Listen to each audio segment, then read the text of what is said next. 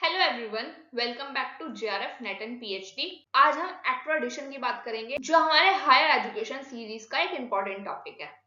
तो last video में हम डिस्कस कर चुके हैं 3 पिलर्स ऑफ हायर एजुकेशन, जहां पे हमने regulatory, policy making and accreditation bodies की बात की थी विद प्रैक्टिस क्वेश्चंस। तो आज हम बात करेंगे एक्ट्राडिशन की। मीन्स गिविंग ऑफिशियल रिकॉग्निशन और approval to an education institution or program after checking its quality, standards and performance। तो accreditation जो bodies होती है उनका काम क्या होता है? To give ranking and grading to the higher education institutions, that is university or colleges। और ये कब ranking देती है? After checking the quality, standards and performance।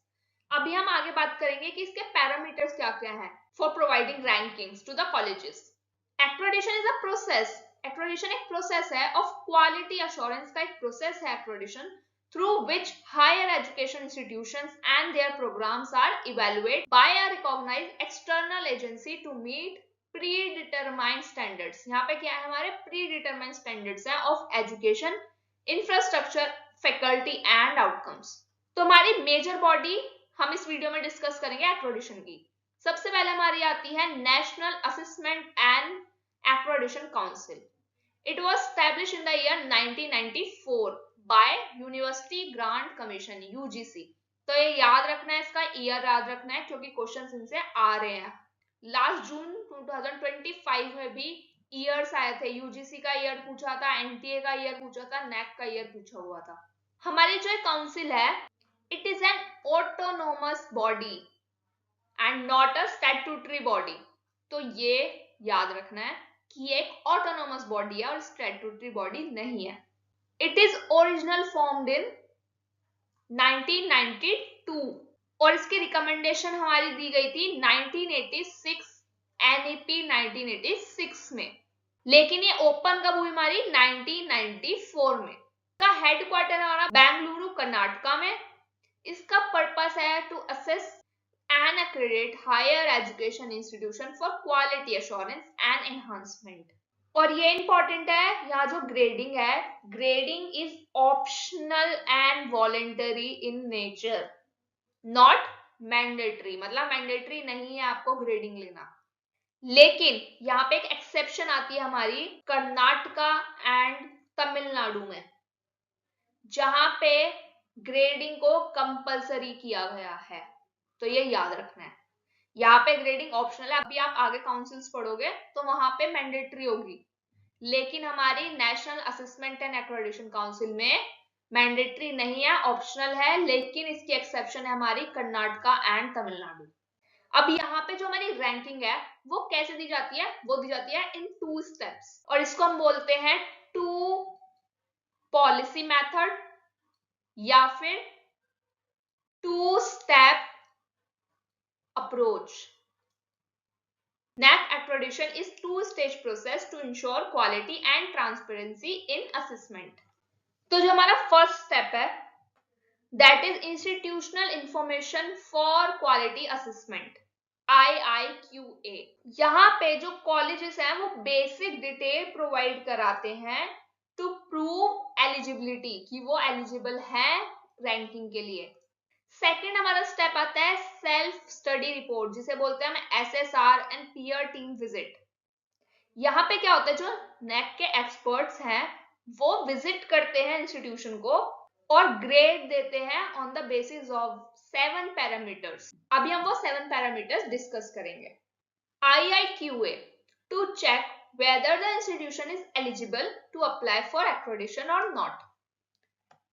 SSR में to evaluate the overall performance and quality of the institution, जैसा भी मैंने discuss किया।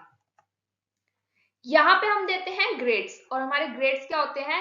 ABCD में। तो देखो अभी हम इसमें पढ़ेंगे A++, A+, B+, C+, ऐसे।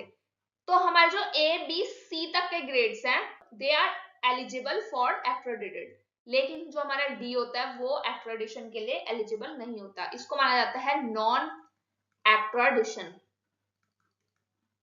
और जो हमारा फर्स्ट स्टेप एक्सेप्ट हो जाता है तो ही हम सेकंड स्टेप के लिए जा सकते हैं। अगर आप पे फर्स्ट स्टेप पे ही आप रिजेक्ट हो जाते हो, कोई इंस्टीट्यूशन रिजेक्ट हो जाता है, तो इंस्टीट्यूशन जो है उसको 6 महीने के बाद रीअप्लाई कर सकता है।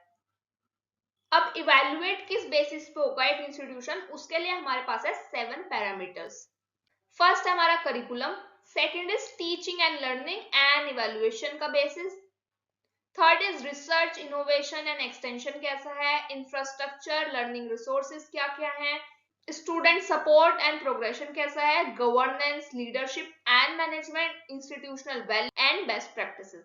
तो देखो ये याद होने चाहिए क्योंकि आपको दे देंगे ऑप्शंस में 3-4 दे देंगे आपको, अब इसमें से बताओ कि कौन सा पैरामीटर है या कौन सा पैरामीटर नहीं है।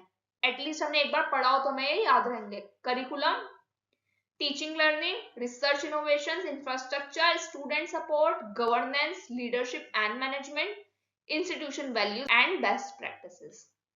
अब एक बार इसका ग्रेडिंग सिस्टम देख लेते हैं। जब नैक के एक्सपर्ट असेसिंग कर लेते हैं इंस्टीट्यूशंस की थ्रू 2 स्टेप्स मेथड, जो है हमारे IIQA एंड SSR रिपोर्ट, उसके बाद जो हमारा नैक है वो असाइन करता है अ grade based on the grade point average, that is CGPA, cumulative grade point average.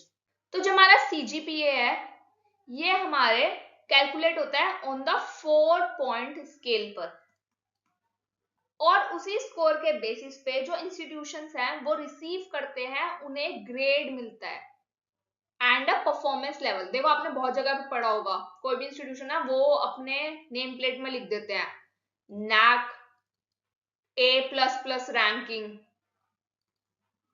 ठीक है, या A+ रैंकिंग, ऐसे करके ना बोर्ड ही लगा देता है अपने कॉलेजेस में। तो ये हमारी क्या है, ये नैक ने उन्हें रैंकिंग दी हुई है, उनको ग्रेड प्रोवाइड कराया हुआ है।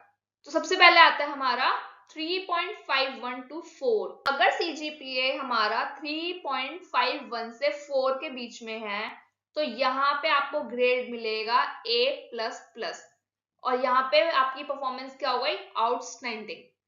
नेक्स्ट इज 3.26 से 3.50, यहाँ पे ग्रेड होता है हमारा A+।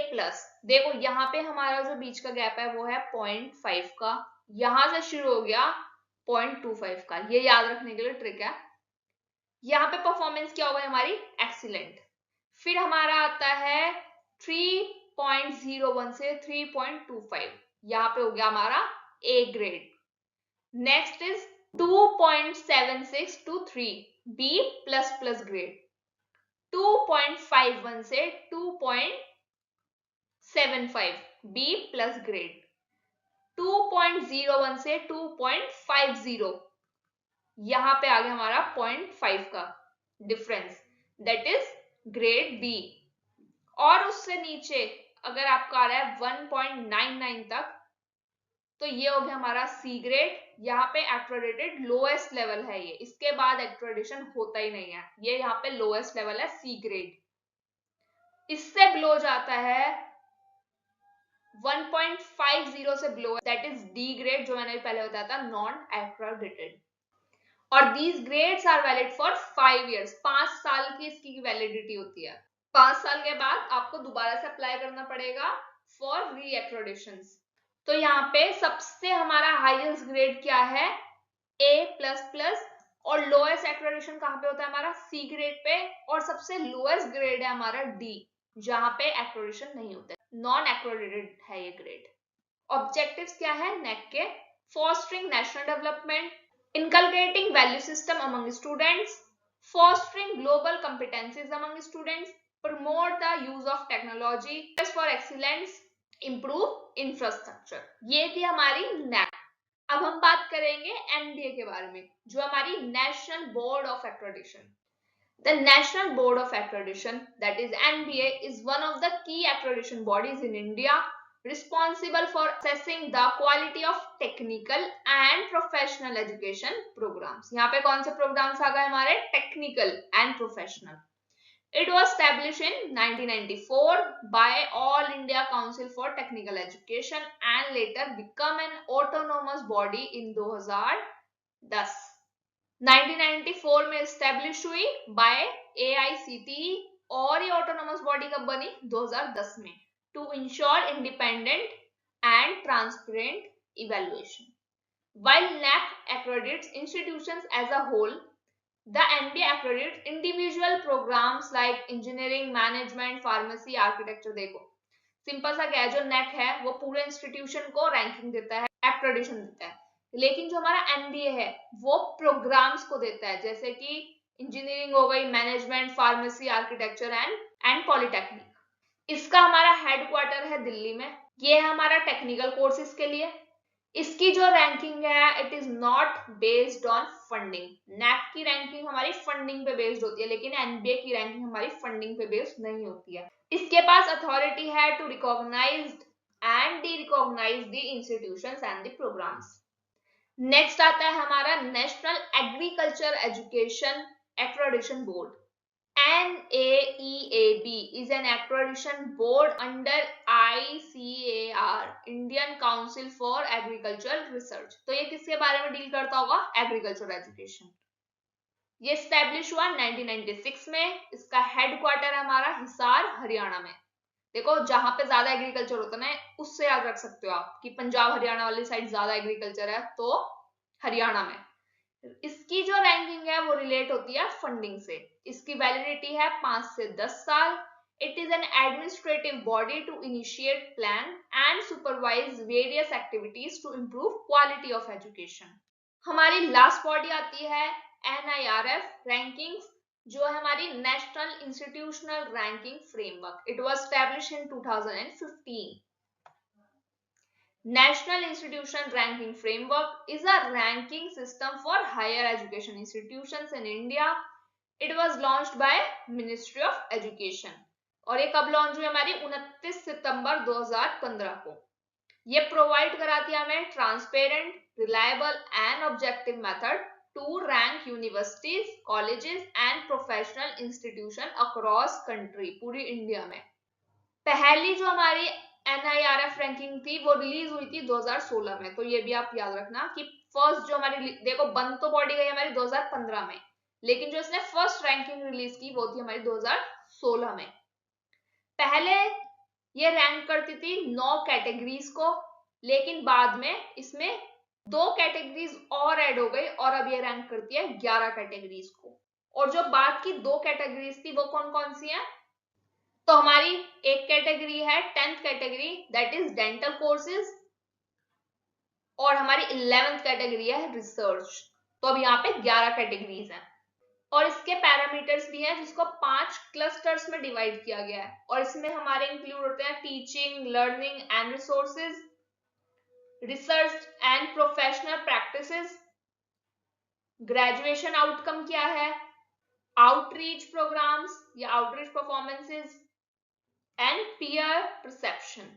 ये इसके 5 पैरामीटर्स हैं। So that's all for the accreditation. और कोई भी क्वेरी हो तो do right in the comment section. और हायर एजुकेशन और भी वीडियोस अपलोड हो चुकी है, तो प्लेलिस्ट में जाके चेक कर लेना।